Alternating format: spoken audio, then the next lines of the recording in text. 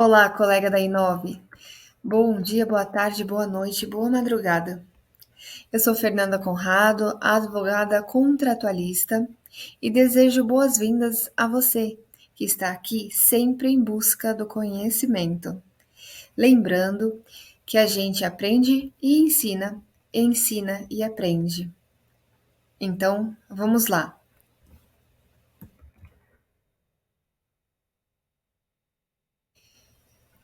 O nosso curso de extensão se chama Meu Primeiro Contrato Civil, matéria de Direito Contratual Civil, e tem como professora Fernanda Conrado. Bom, eu, Fernanda Conrado, mostro aos doutores e doutoras um breve currículo. Sou formada em Direito pela Universidade Presbiteriana Mackenzie, pós-graduada em Direito pela Faculdade Legale, advogada acidentária, civilista, condominialista, constitucionalista, contratualista e de trânsito. E peço a vocês que acessem e sigam o meu perfil no Instagram, @ferconradooficial. Agora vamos ao nosso curso de extensão, Meu Primeiro Contrato Civil. Primeiramente, teremos noções básicas de contratos. Em segundo lugar, teremos as modalidades de contratos cíveis. E, por fim, as considerações finais. Agora vamos passar à introdução da matéria. Bom, agora a gente vai falar sobre definição e fundamentação legal de contratos. No direito brasileiro, contratos são acordos de vontades entre duas ou mais partes com o objetivo de criar, modificar ou extinguir direitos e obrigações. Criar, modificar ou extinguir direitos ou obrigações. Muito importante esse conceito para o nosso entendimento. Esses acordos têm caráter vinculante, ou seja, as partes envolvidas devem cumprir as cláusulas e obrigações estipuladas no contrato. Ou seja, você não pode, enquanto parte do contrato, seja contratante ou contratado, não é possível a você exigir do outro caso a sua parte não tenha sido cumprida. Então, a parte contratante e a parte contratada, elas têm de estar em comum acordo quanto a essa questão. O conceito de contratos é fundamentado no Código Civil Brasileiro, que estabelece as principais regras e princípios que regem esses acordos. O artigo 421 do Código Civil determina que os contratantes devem pautar-se pela boa-fé e equilíbrio nas negociações, visando atingir o objetivo comum do contrato. Aí a gente tem a função social do contrato, prevalecendo nas relações contratuais privadas o princípio da intervenção mínima e a excepcionalidade da revisão contratual. Volta para a gente aqui. Bom, nesse caso de excepcionalidade da revisão contratual, é muito importante frisarmos o seguinte: quando nós elaboramos o contrato, nós imprimimos ou, enfim, digitalizamos, copiamos em 2, 3, 4 vias, geralmente, para as partes, para testemunhas, e se for necessário fazer alguma alteração contratual, a gente tem como hábito e como prática legal de realizar um aditivo contratual, justamente nesses casos de revisão contratual, se muitas vezes a gente quer incluir uma cláusula, modificar, enfim, ou até mesmo extinguir determinada cláusula, a gente precisa fazer esse instrumento, elaborar esse instrumento de aditivo contratual, ok?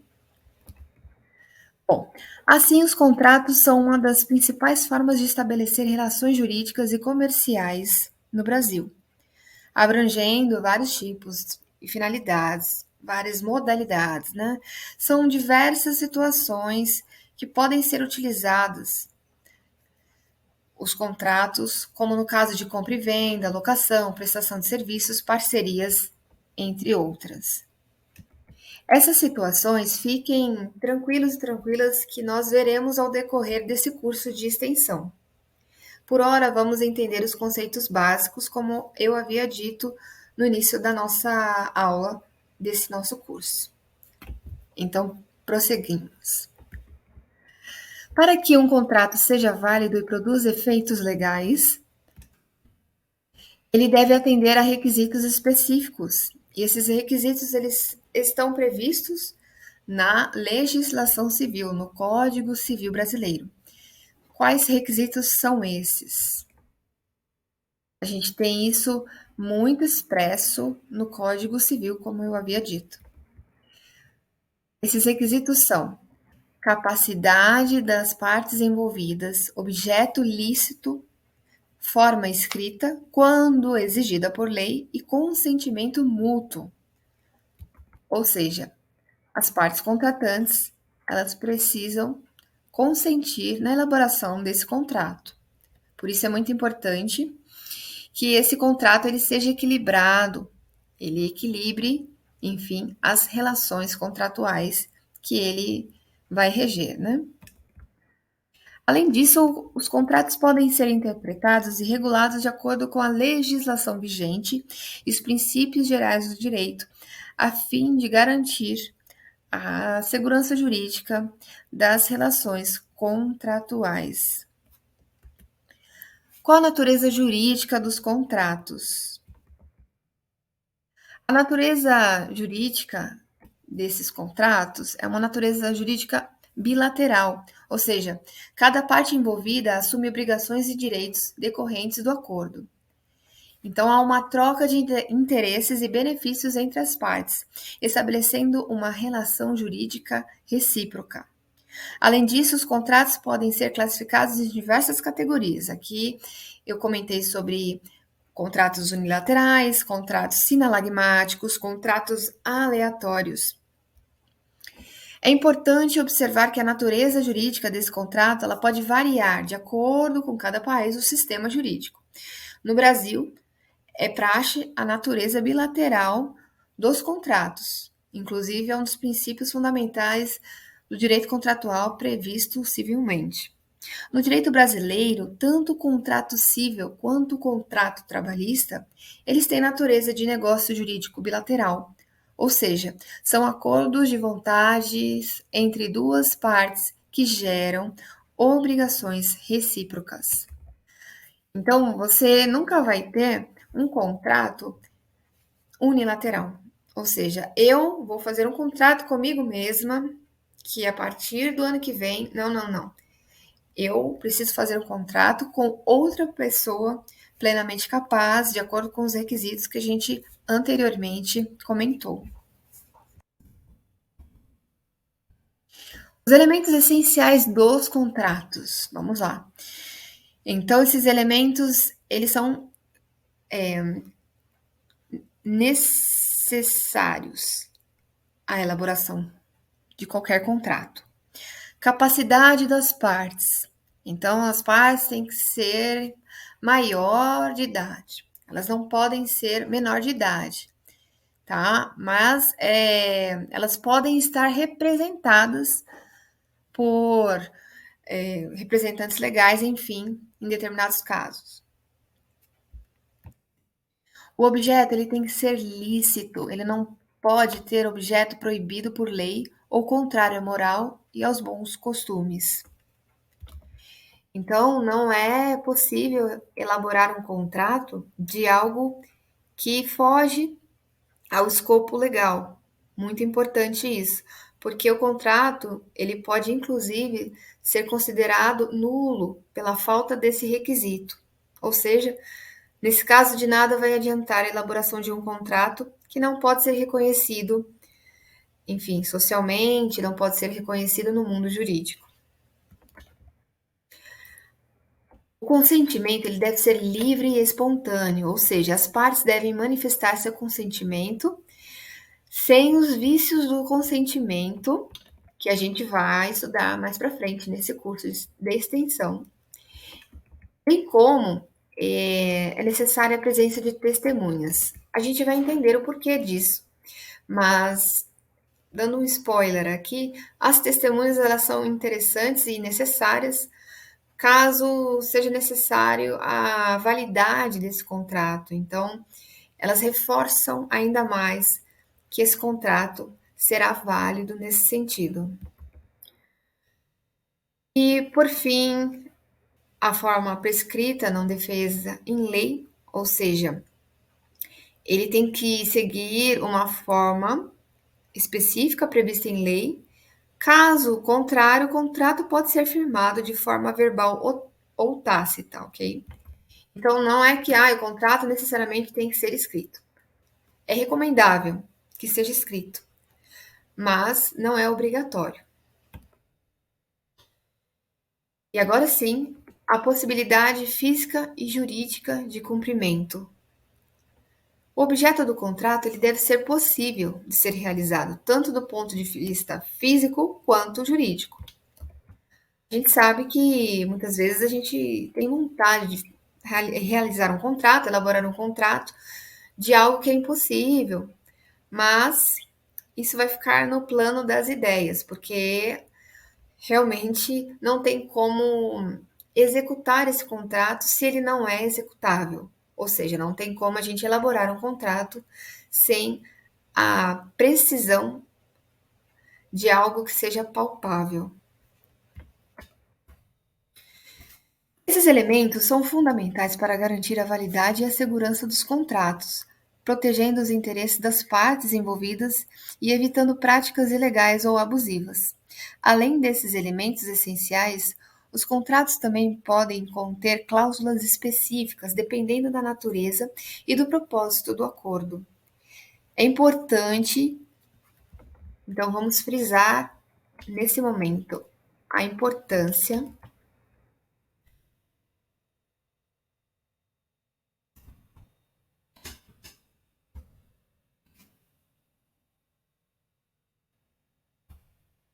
a importância de que as partes compreendam os termos do contrato antes de assiná-lo e, quando necessário, contem com a assessoria jurídica adequada para garantir a conformidade do acordo com a legislação vigente.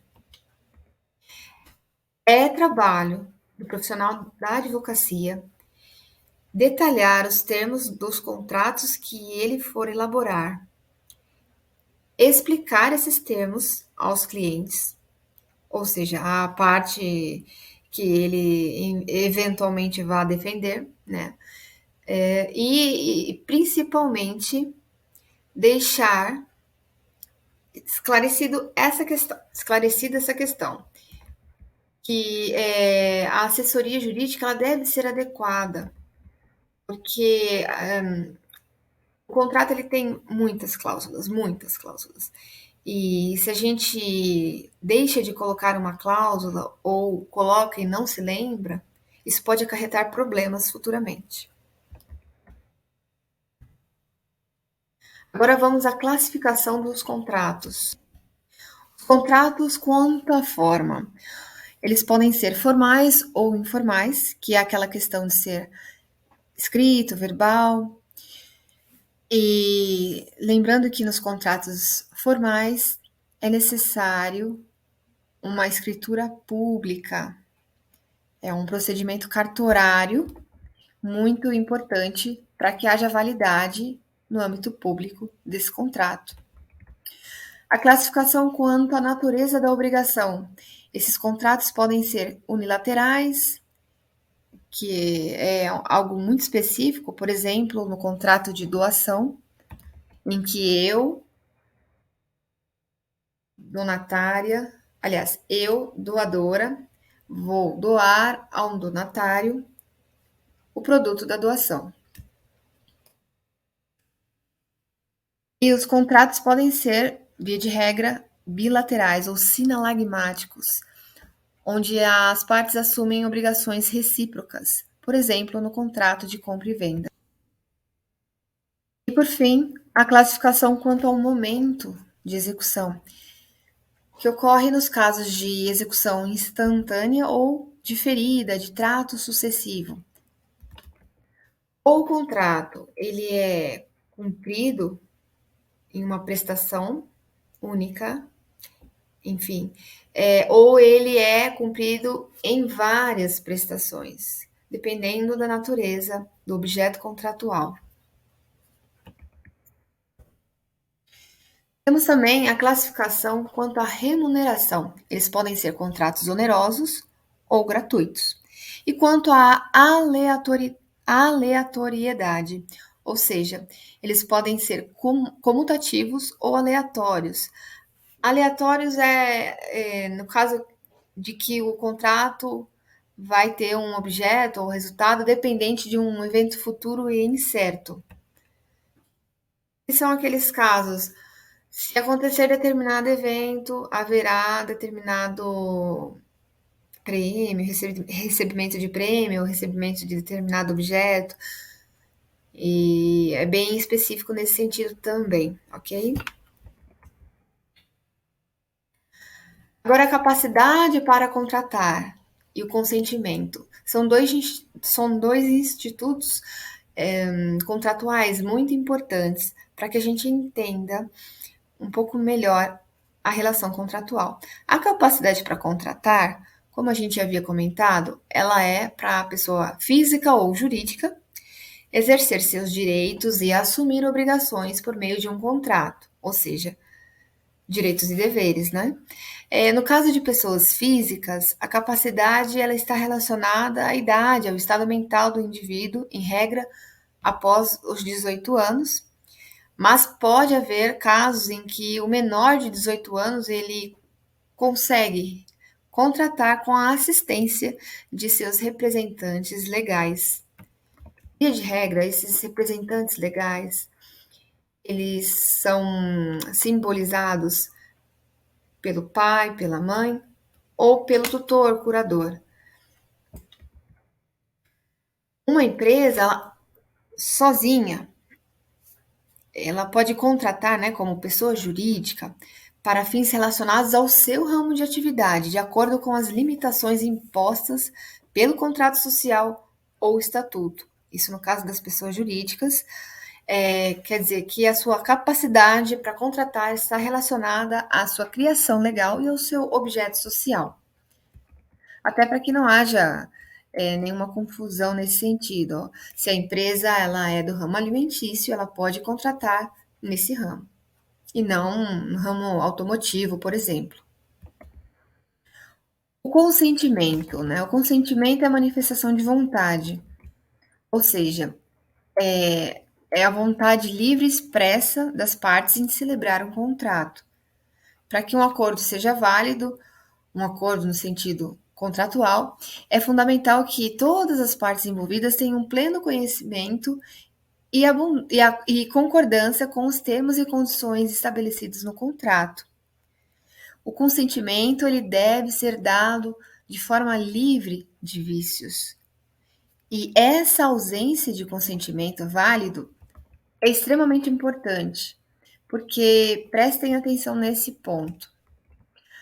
A ausência de consentimento válido, ela pode levar à nulidade ou à anulabilidade do contrato, o que, consequentemente, tornará o contrato ineficaz perante a lei.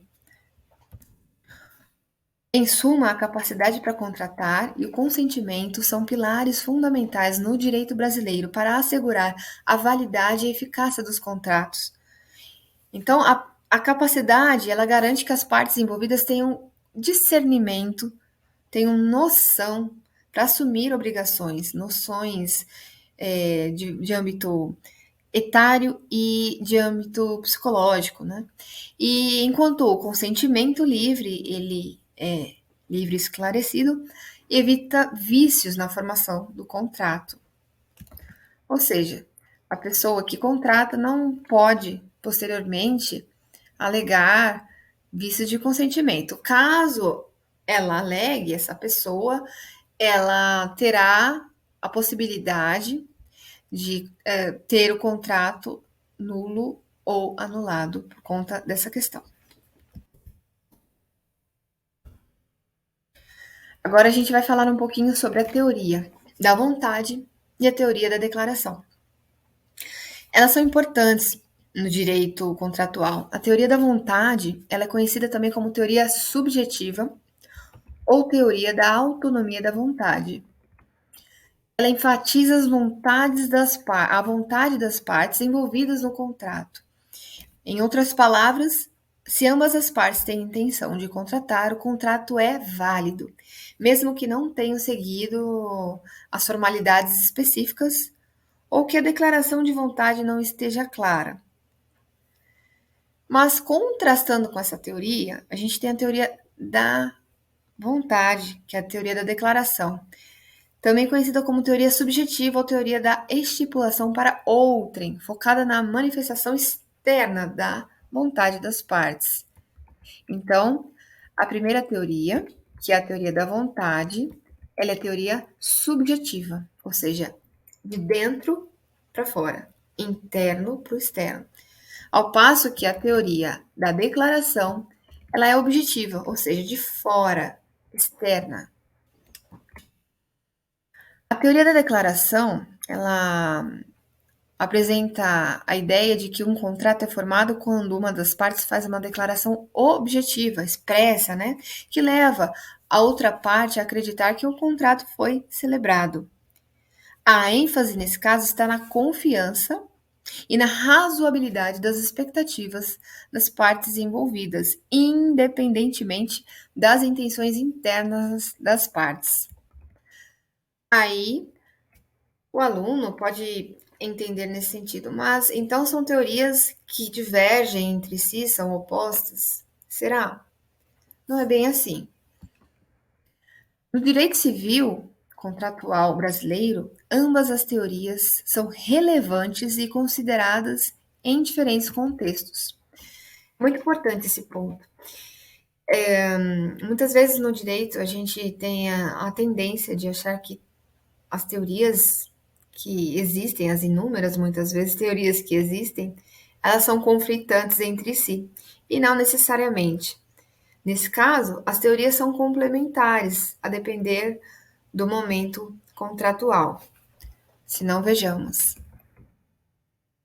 Enquanto a teoria da vontade destaca a importância da intenção subjacente das partes, a teoria da declaração, ela enfatiza a comunicação clara e as expectativas razoáveis durante a formação dos contratos. A aplicação dessas teorias ajuda a garantir a justiça e a equidade nas relações contratuais, protegendo as partes envolvidas e promovendo a segurança jurídica nas transações comerciais. Muito importante esse ponto. Bom, agora a gente vai fazer uma breve pausa e voltaremos em seguida. Até mais!